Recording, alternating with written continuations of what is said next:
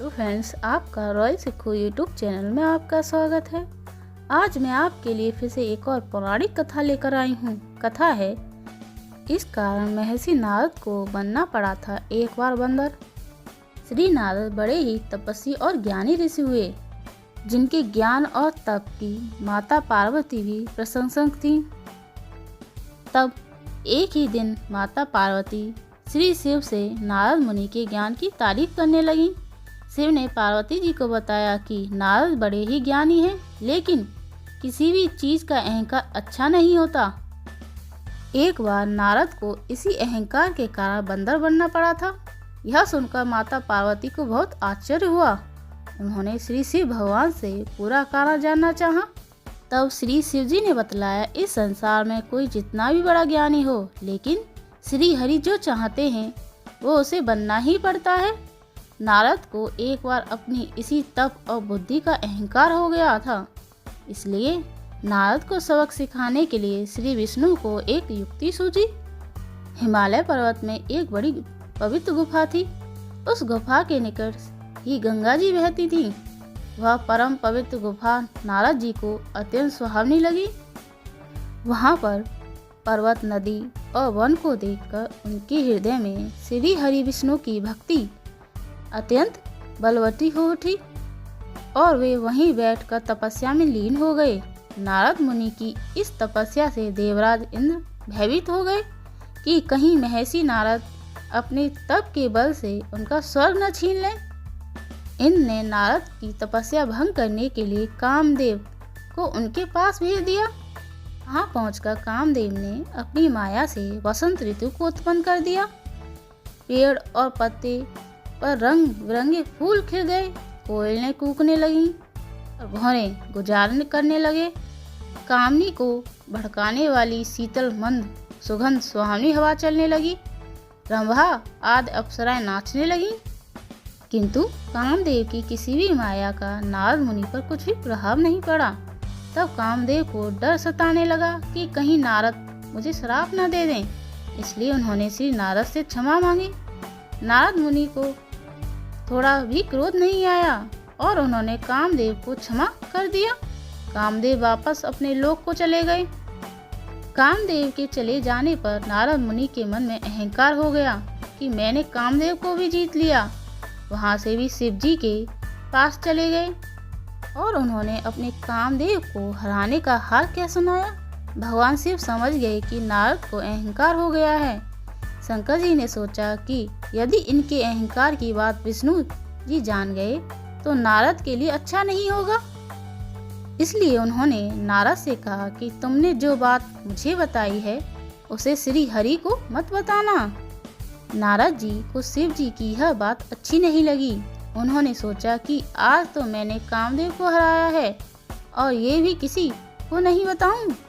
नारद जी क्षीर सागर पहुंच गए और शिव जी के मना करने के बाद भी सारी कथा उन्हें सुना दी। भगवान विष्णु समझ गए कि आज तो नारद को अहंकार ने घेर लिया है।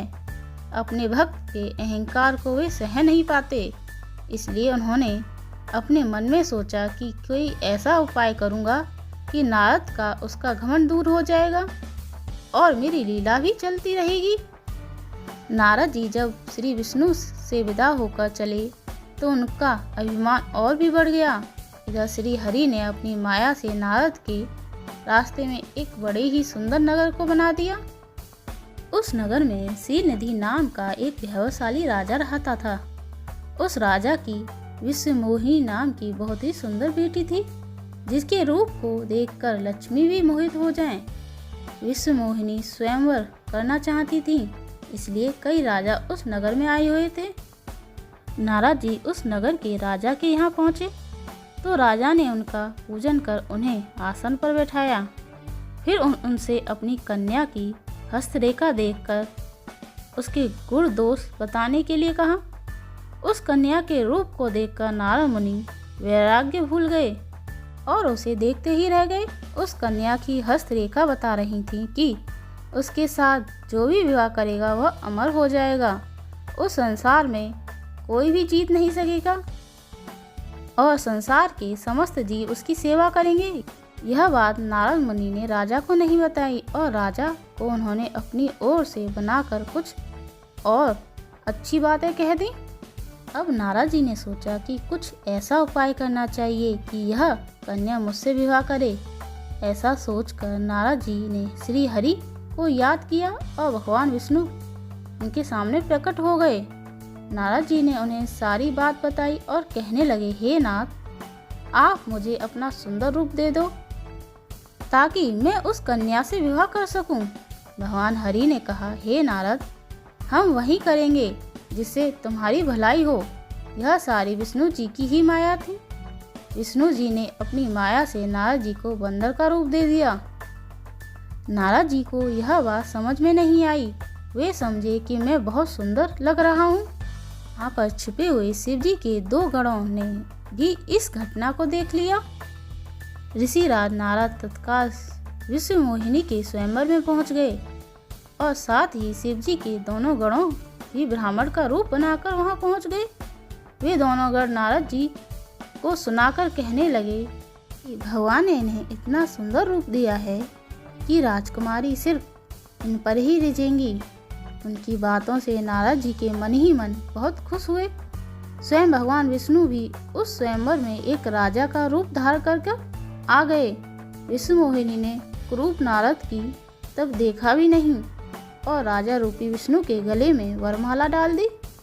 मोह के कारण नारद मुनि की बुद्धि भ्रष्ट हो गई थी। राजकुमारी द्वारा अन्य राजा को वरमाला डालता देख वे परेशान हो उठे। उसी समय शिव जी के गणों ने ताना कसते हुए नारद जी से कहा, जरा दर्पण में अपना मुंह तो देखिए। मुनि ने जल में झांककर अपना मुंह देखा और अपनी कुरूपता को देखकर गुस्सा हो उठे। गुस्से में आकर उन्होंने शिव जी के उन दोनों गणों को राक्षस होने का श्राप दे दिया। उन दोनों को श्राप देने के बाद जब मुनि ने एक बार फिर जल में अपना मुंह देखा तो उन्हें अपने असली रूप मिल चुका था। नारद जी को अपनी असली रूप वापस मिल गया था, लेकिन भगवान विष्णु पर उन्हें बहुत गुस्सा आ रहा था क्योंकि विष्णु के कारण ही उनकी बहुत हंसी हुई थी। वे उस समय विष्णु जी से मिलने के लिए चल पड़े। रास्ते में उनकी मुलाकात विष्णु जी, जिनके साथ लक्ष्मी जी और विश्व मोहिनी से भी हो गई। देखते ही नारद जी ने कहा, आप दूसरों की खुशियाँ देख ही नहीं सकते। आपके भीतर में ईर्ष्या और कपट ही भरा हुआ है। समुद्र मंथन के समय आपने श्री शिव जी को गवाला बनाकर विष और राक्षसों को मंजरा पिला दिया और स्वयं लक्ष्मी जी और स्तंभड़ी को ले लिया। आप बड़े धोखेबाज और मतलबी हो, हमेशा कपट का व्यवहार करते हो। हमारे साथ जो किया है उसका फल जरूर पाओगे। आपने मनुष्य रूप धारण करके विश्व मोहिनी को प्राप्त किया है, इसलिए मैं आपको श्राप देता हूँ कि आपको मनुष्य जन्म लेना पड़ेगा। आपने हमें स्त्री से दूर किया है, इसलिए आपको भी स्त्री से दूर का दुख सहना पड़ेगा। और आपने मुझको बंदर का रूप दिया, इसलिए आपको बंदरों से ही मदद लेनी पड़ेगी। नारद के श्राप को श्री विष्णु ने पूरी तरह स्वीकार कर लिया और उन पर अपनी माया को हटा दिया। माया के हट जाने से अपने द्वारा किए गए श्राप को याद करके नारद जी को बहुत दुख हुआ, किंतु दिया गया श्राप वापस नहीं लिया जा सकता। इसलिए श्री विष्णु को श्री राम के रूप में पृथ्वी पर मनुष्य रूप लेना पड़ा। शिव जी के उन दोनों गणों ने जब देखा कि नारद अब माया से मुक्त हो चुके हैं, तो उन्होंने नारद जी के पास आकर और उनके चरणों में गिरकर कहा, हे मुनिराज, हम दोनों शिव जी के गण हैं। हमने बहुत बड़ा अपराध किया है, जिसके कारण हमें आपसे श्राप मिल चुका है। अब हमें अपने श्राप से मुक्त करने की कृपा करें। नारद जी बोले, मेरा श्राप झूठा नहीं हो सकता, इसलिए तुम दोनों रावण और कुंभकर्ण के रूप में महान, ऐश्वर्यशाली, बलवान तथा तेजस्वी राक्षस बनोगे और अपनी भुजाओं के बल से पूरे विश्व पर विजय प्राप्त करोगे। इसी समय भगवान विष्णु राम के रूप में मनुष्य शरीर धारण करेंगे। युद्ध में तुम दोनों उनके हाथों से मारे जाओगे और तुम्हारी मुक्ति हो जाएगी। जय श्री राम। ओम हरि वासुदेवाय नमः। आशा करते हैं आपको हमारी पौराणिक कथा पसंद आई होगी, इसलिए मेरे चैनल को लाइक, शेयर एंड कमेंट करना ना भूलें। Thank you.